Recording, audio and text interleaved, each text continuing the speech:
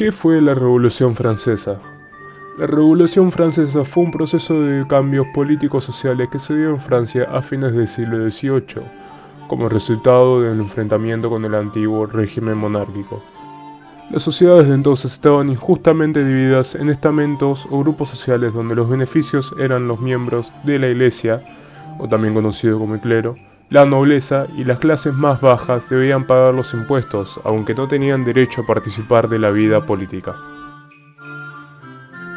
¿Qué causó la Revolución Francesa? La Revolución Francesa fue multicausal. Existía un gran descontento social. El tercer estamento o grupo social formado por la burguesía, que eran los comerciantes, banqueros, profesionales, artesanos y campesinos, no tenían ninguna participación política, pero debían pagar los impuestos a los miembros de los otros estamentos, el clero y la nobleza, aunque representaban la gran mayoría de la población, el 97%. El primer estamento, formado por los miembros de la iglesia, no debía pagar impuestos, pero cobraba el diezmo. El diezmo era el 10% de la cosecha de los campesinos, tradición que venía del feudalismo.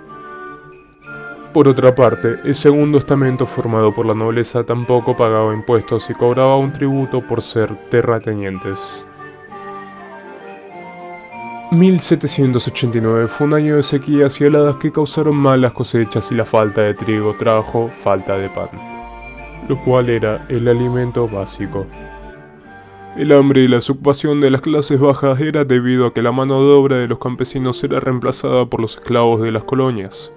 Enfrentados al despilfarro de la nobleza, que gastaba más dinero de que había, trae el enfrentamiento y la revolución. La mala administración y gastos por guerras con Inglaterra también genera una crisis económica que llevará a Luis XVI a convocar a una asamblea de los estados para lograr aumentar los impuestos. Por el otro lado, el diario La Voz del Pueblo, que criticaba el estilo de vida de la nobleza, agregó más fuego a los sectores más populares. Finalmente, la Revolución Americana de 4 de julio de 1776 fue un modelo a seguir, ya que las colonias inglesas unificaron siguiendo los ideales de igualdad y fraternidad. Otras causas son ideológicas.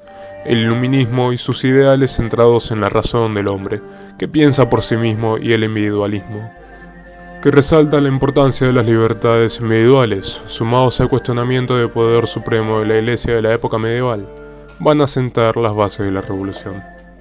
Montesquieu, Rousseau y Voltaire serán fundamentales por sus conceptos de soberanía popular. La autoridad ya no es el rey como supuesto hijo de Dios, sino de pueblo que elige a sus representantes.